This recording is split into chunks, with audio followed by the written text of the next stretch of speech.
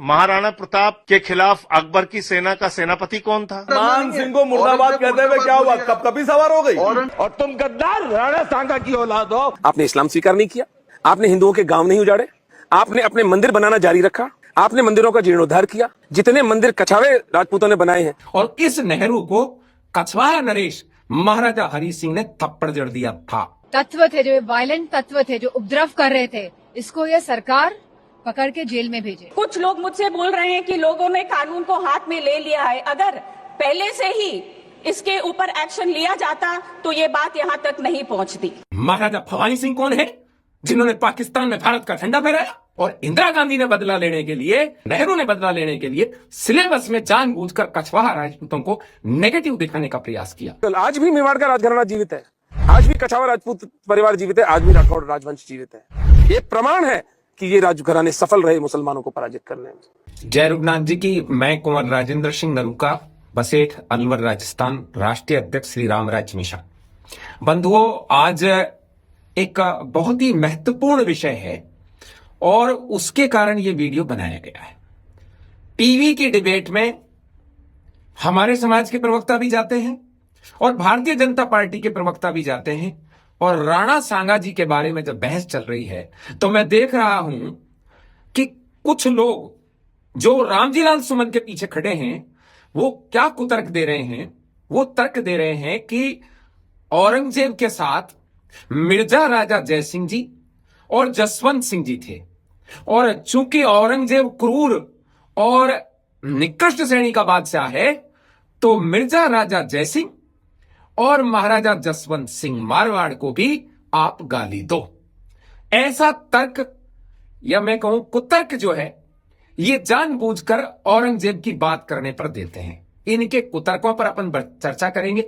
इससे पहले और थोड़े पीछे जाते हैं तो राणा सांगा जी का जिस प्रकार से इन्होंने गद्दार कहा, ऐसे ही, चूंकि आज तो हम सतर्क हैं, हमने देख लिया कि संसद में क्या बात हुई थी, और उसको देखने के बाद महाराणा मेवाड़ ने भी, चूंकि वो इस समय राजनीति में भी हैं, पत्र लिखा, ट्वीट किया, और उस पर पूरा देश में खून खौल गया और फिर इनको डिफेंसिव होना पड़ा। लेकिन अब हम चर्चा करते हैं कि राजा मानसिंह गद्दार है, ऐसा ये लोग कहते हैं। मिर्जा राजा जयसिंह जी गद्दार हैं, ऐसा ये लोग कहते हैं। महाराजा जसवंत सिंह जी गद्दार हैं, ऐसा ये कुतर्क साथ साथ देते हैं और बड़े आनंद लेते हैं।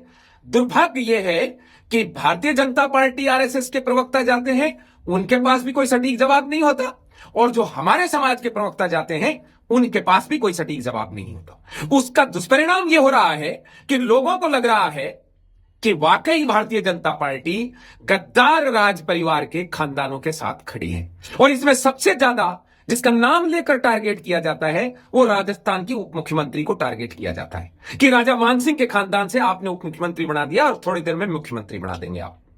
और एक तो बेहुदा व्यक्ति जो AIMM या कौन सी है वो ओवैसी की पार्टी, उसका प्रवक्ता है वकीर वकार, पता नहीं क्या नाम है उसका, वो कहता है कि राणा प्रताप की जय बोलनी है तो मानसिंह मुर्दाबाद बोलना पड़ेगा। औरंगजेब क्रूर शासक था, औरंगजेब ने जजिया लगाया था, औरंगजेब ने दारा सिकोह को मरवाया था, औरंगजेब ने शाहजहां को कैद किया था, औरंगजेब ने जहांआरा की जो दुर्दशा की वो सोशल मीडिया पे बोलने लायक भी नहीं है।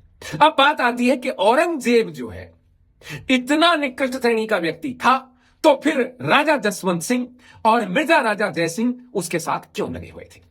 एक बहुत बड़ा आरोप लगाया जाता है कि छत्रपति शिवाजी महाराज यदि हमारे हीरो हैं और उनको पकड़कर यदि मिर्जा राजा जयसिंह लेके आए हैं तो मिर्जा राजा जयसिंह को गद्दार कहना पड़ेगा। ऐसा ये सब कुतर्क दे रहे हैं, और बीजेपी, आरएसएस और हमारे समाज के प्रवक्ता जो टीवी पे जाते हैं उनके पास किसी प्रकार का कोई जवाब सही तरीके का नहीं होता। इसी के लिए आज ये वीडियो बनाया गया है। इस वीडियो को जो इसके पक्ष में सही ढंग से विचार रखना चाहते हैं उन सब तक पहुंचाया जाए, और भारतीय जनता पार्टी का जो ये पैनल है जिसमें सुधांशु जी से लेकर बड़े बड़े जो उनके प्रवक्ता हैं वो निरुत्तर हो जाते हैं और उनके मीम बन रहे हैं, लोग उनका मजाक बनाते हैं।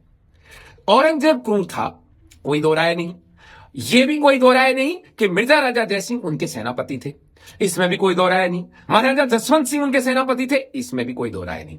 अब आते हैं हम इस बात पर कि मिर्जा राजा जयसिंह जो है वो शिवाजी महाराज को, छत्रपति शिवाजी महाराज को पुरंदर की संधि के तहत वहां से लेकर आते हैं और वो पहुंचते हैं औरंगजेब के दरबार में, और औरंगजेब वहां उनको कैद कर लेता है, अर्थात मिर्जा राजा जयसिंह जी गद्दार हुए। ये इनका कुतर्क है, और ये लगातार मिर्जा राजा जयसिंह जी के से लेकर मान सिंह जी होते हुए ये बार बार राजस्थान के उप मुख्यमंत्री को टारगेट कर रहे हैं कि उसको हटाओ। एक तो कह रहा है मेवाड़ के वंशजों को मुख्यमंत्री बना दो।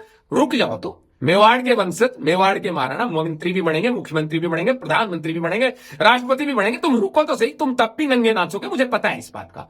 तुम्हें शायद पता नहीं है कि मेवाड़ के वर्तमान महाराणा राजस्थान विधानसभा में भारतीय जनता पार्टी से नाथद्वारा से एमएलए हैं, और तुम्हारे बहुत बड़े लीडर सीपी जोशी को उन्होंने मात दिए 7,000 से ज्यादा वोटों से। तुम्हें यह भी नहीं पता कि राजस्थान में सर्वाधिक मतों से जीतने वाली वर्तमान मेवाड़ की महारानी महिमा कंवर जी मेवाड़ इस समय राजसमंद से सर्वाधिक मतों से लोकसभा चुनाव जीतने वाली राजस्थान की मेंबर ऑफ पार्लियामेंट हैं। लेकिन तुम्हें तो बस टारगेट करना है ना। अब सुनो, आप बताता हूं मैं आपको। जब मिर्जा राजा जयसिंह जी शिवाजी महाराज को लेकर आते हैं, तब मिर्जा राजा जयसिंह जी शिवाजी महाराज को गिरफ्तार करके लेके नहीं आए थे।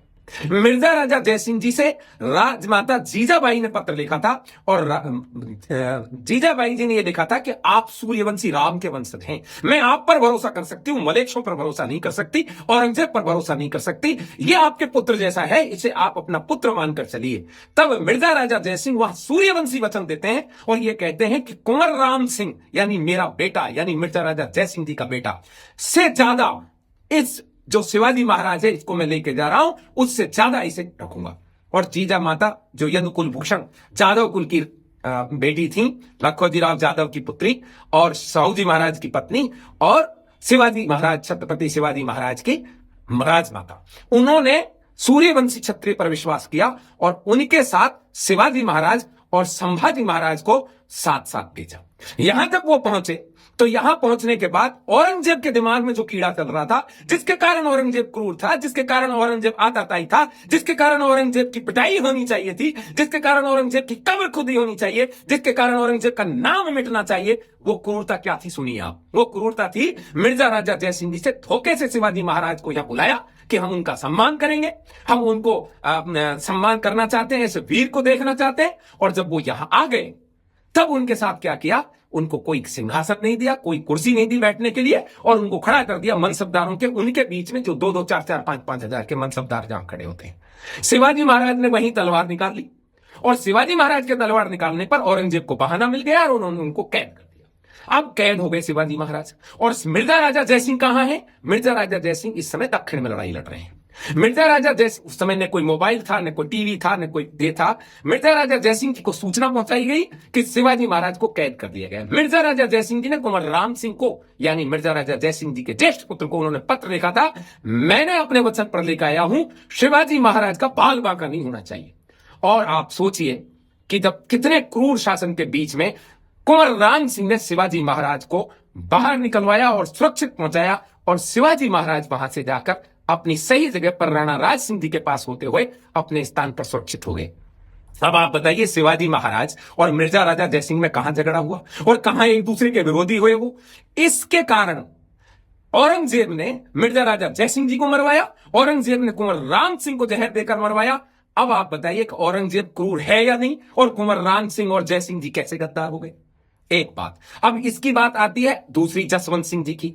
कुंवर राम सिंह को शासन नहीं मिला, मिर्जा राजा जयसिंह सत्ता पर बैठे। मिर्जा राजा जयसिंह के पुत्र थे सवाई जयसिंह जी। सवाई जयसिंह जी का जो विवाह हुआ है वो मेवाड़ के महाराणा की राजकुमारी से विवाह हुआ। सवाई जयसिंह जी आखिरी जिन्होंने अश्वमेध यज्ञ किया वही सवाई जयसिंह जी हैं, जिन्होंने जयपुर बसाया, जंतर मंतर बसाया। और ये जयसिंहपुरा, जिसे आजकल आप कनॉट प्लेस कहते हैं, ये सवाई जयसिंह जी का काम है। सवाई जयसिंह जी ने औरंगजेब का अंतिम समय में चूल हिला दी थी। सवाई जयसिंह जी के ही सबसे करीबी महाराजा सूरजमल, जो ये इसके भरतपुर के हैं, वो उनके नियरेस्ट थे। ठाकुर बदन सिंह जी से ये परिवार शुरू हुआ है, और बदन सिंह जी के पुत्र थे सूरजमल जी, जो उनके बाद में उत्तराधिकारी बने। और इन सब ने मिलकर औरंगजेब का आखिरी समय में उसकी चूलें हिला दी, और ये शासन मुगलों का ध्वस्त हो गया। को शिवाजी महाराज वहां से गए। दूसरी तरफ अब जसवंत सिंह जी पर आइए। जसवंत सिंह जी महाराजा थे मारवाड़ के। उनके बड़े भाई थे अमर सिंह राठौड़, उनके पिताश्री थे गज सिंह फर्स्ट, और जसवंत सिंह जी के डर की वजह से उस समय जजिया नहीं लगता था। उस समय हिंदुओं की स्थिति बुरी नहीं थी। जसवंत सिंह जी को काबुल में भेजकर मरवाया गया, और जब जसवंत सिंह जी मर गए, उनकी रानी गर्भवती थी, और उनके बाद में महाराजा अजीत सिंह पुत्र पैदा हुए, जिनकी रक्षा के लिए राठौड़ दुर्गादास जी, जो दुर्गा बाबा है, वो जाने जाते हैं। दुर्गादास राठौड़ के तीखे भालों से औरंगजेब की हालत खराब थी। दुर्गादास जी राठौड़, शिवाजी महाराज भोंसले और राणा राज सिंह जी मेवाड़, ये सब लोग मिले और सवाई जय सिंह जी को इन्होंने अपनी बेटी का विवाह किया मेवाड़ से। और सवाई जय सिंह जी, राज सिंह जी, दुर्गादास जी राठौड़ और शिवाजी महाराज, ये एक शक्ति बनी, और इस शक्ति के कारण मुगलों का पराभव हुआ।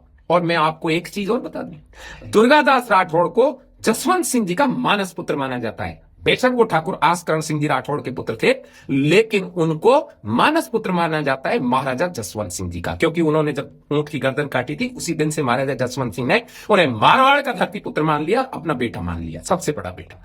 जब मानस पुत्र दुर्गादास जी राठौड़ ने औरंगजेब की चूल्हे हिला दी, औरंगजेब की हालात खराब कर दी, क्योंकि जसवंत सिंह जी और मिर्जा राजा जय सिंह के जाने के बाद औरंगजेब ज्यादा क्रूर हुआ, मंदिर तोड़वाया और जजिया कर लगाया, और जितना क्रूरता कर सकता था, जिनके लिए आज प्रदर्शना की जाती है, वो सब जसवंत सिंह जी और मिर्जा राजा जय सिंह के जाने के बाद हुई। जब मिर्जा राजा जय सिंह का वंशज है सवाई जय सिंह, और जसवंत सिंह जी का मानस पुत्र राठौड़ दुर्गादास, और उनका पुत्र महाराजा अजीत सिंह है। आप जानते हैं महाराजा अजीत सिंह ने क्या किया? महाराजा अजीत सिंह ने औरंगजेब के बेटे फर्रुखसियर का सिर काट करके लाल किले पर लगा दिया था, अर्थात उसने अपने पिता का बदला ले लिया। अब महाराजा अजीत सिंह जसवंत सिंह के पुत्र हैं, राठौड़ दुर्गादास उनके मानस पुत्र हैं। क्या आप महाराजा जसवंत सिंह के वंशजों को गद्दार कहेंगे? जो बैठकर टीवी पर आप कहते हो उनको मुर्दाबाद बोलो। क्या जसवंत सिंह जी के बाद दुर्गादास राठौड़ और महाराजा अजीत सिंह नहीं आए? और उनके वंशज आज हैं सामने, और वो परम देशभक्त हैं और रहेंगे। इस दूसरी तरफ सवाई जय सिंह जी, मिर्जा राजा जय सिंह के पुत्र वंश में आए सवाई जय सिंह जी, और सवाई जय सिंह जी के बाद ये होता हुआ सवाई मान सिंह द्वितीय तक यह शासन रहा। आप जानते हैं सवाई मान सिंह द्वितीय कौन है? जिसने हैदराबाद के निजाम को झुकाकर भारत में मिलवाया। आप जानते हैं सवाई मान सिंह द्वितीय कौन है? सवाई मान सिंह द्वितीय भवानी सिंह के पिता हैं, जिन भवानी सिंह जी ने छात्रों का युद्ध लड़ा और भारत को पाकिस्तान से बचाया, और पाकिस्तान में रावलपिंडी तक अपने झंडे गाड़े। यहां बैठकर टीवी पर डिबेट करना कितना आसान है कि जय सिंह जी के वंशजों को आपने पार्टी में मुख्यमंत्री बना दिया, वो गद्दार हैं। फिर महाराजा भवानी सिंह कौन है? जिन्होंने पाकिस्तान में भारत का झंडा फहराया, जिन्होंने ये जीत हासिल की 1971-72 की। शर्म आनी चाहिए आपको। आप बार बार एक ही चीज को टारगेट करते हैं। क्या भवानी सिंह जी के वंशज नहीं है वो? क्या सवाई मान सिंह द्वितीय के वंशज नहीं? अब मैं बताता हूं इन्होंने क्यों लफड़ा रोचा है। कारण ये था, सवाई मान सिंह जी सवाई जय सिंह जी के वंशज हैं, मिर्जा राजा जय सिंह के वंशज हैं, मान सिंह फर्स्ट के वंशज हैं। मान सिंह के परदादा राजा पृथ्वीराज कछवाहा खानवा के युद्ध में राणा सांगा जी के न केवल सेनापति थे, बल्कि उनके बहनोई होने के नाते जब उनको तीर लगा, अपने घोड़े पर बिठाकर वो उन्हें बसवा तक लेके आए। ये थे कौन?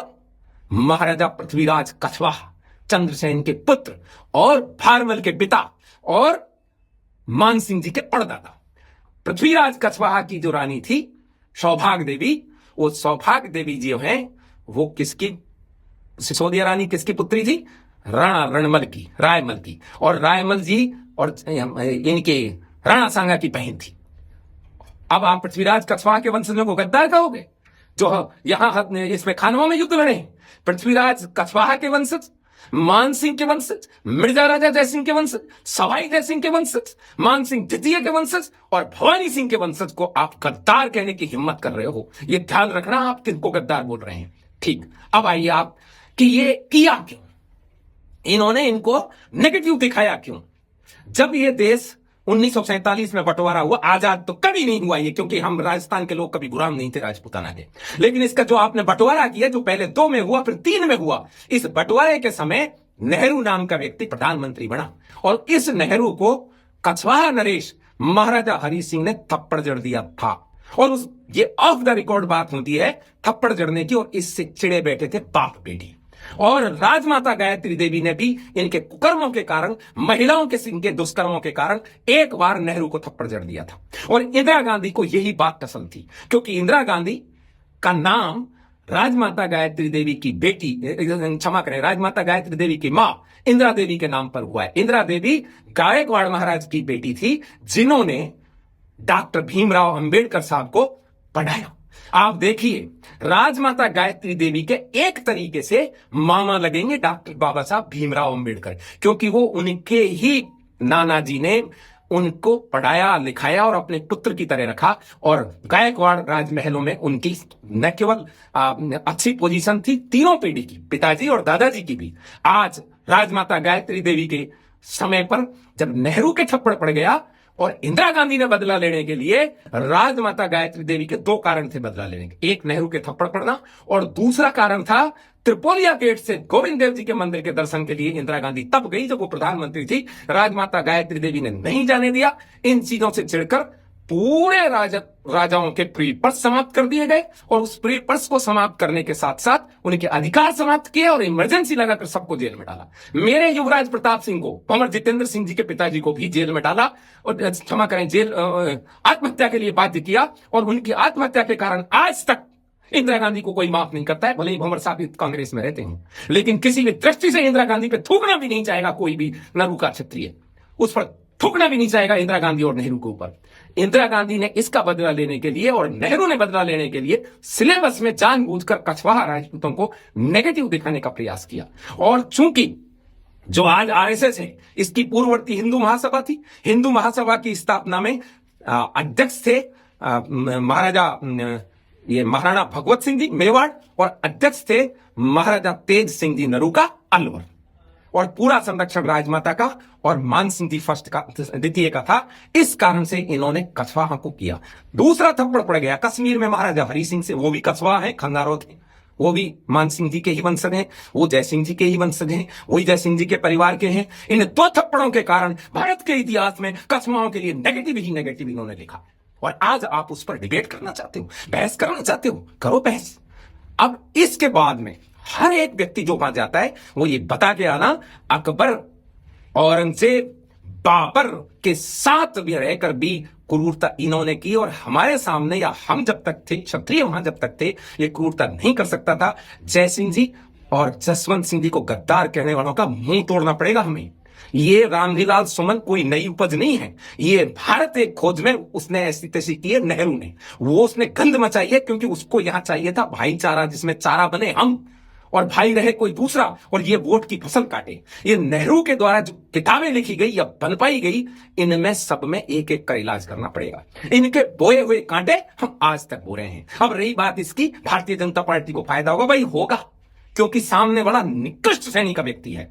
जब रूपाला की वजह से भारतीय जनता पार्टी 400 से 240 पे आ सकती है, तो इस रामजीलाल सुमन की वजह से भारतीय समाजवादी पार्टी 20 पे टिकेगी उत्तर प्रदेश में, और टिकेगी तो टिकेगी। पहले भी तो इनको फायदा हुआ था ना, रूपाला के कारण ये इनको फायदा हो गया, इनकी सीटें आ गई। अब इसकी गंद के कारण बीजेपी को फायदा होगा तो होगा, हमसे नहीं रुक सकता वो फायदा। आप नाचो बोले कितनी, आप इस फायदे को रोकने के लिए हम तुमसे गाली सुने, हमारे महापुरुषों को तुम गद्दार कहें, जैसे नेहरू ने, जैसे इस रामजीलाल सुमन ने गद्दार कहा। मान लीजिए हम नहीं होते तो राणा सांगा गद्दार हो गए होते, राणा सांगा को गद्दार लिख दिया गया होता, क्योंकि राज्यसभा की कार्रवाई से भी वो बाद में निकाला है जब उपराष्ट्रपति महोदय वहां पहुंचे हैं। इसी तरीके से मान सिंह जी को गद्दार लिख दिया, जयचंद जी को गद्दार लिख दिया, और जय सिंह जी, मिर्जा राजा जय सिंह जी और जसवंत सिंह जी के ऊपर ये उंगली उठाते हैं। इन्हें पता नहीं है शिवाजी महाराज का और मिर्जा राजा जय सिंह का पिता पुत्र जैसा रिलेशन था। इन्हें पता नहीं है जसवंत सिंह और राठौड़ दुर्गादास उनके मानस पुत्र हैं। पता नहीं है महाराजा अजीत सिंह ने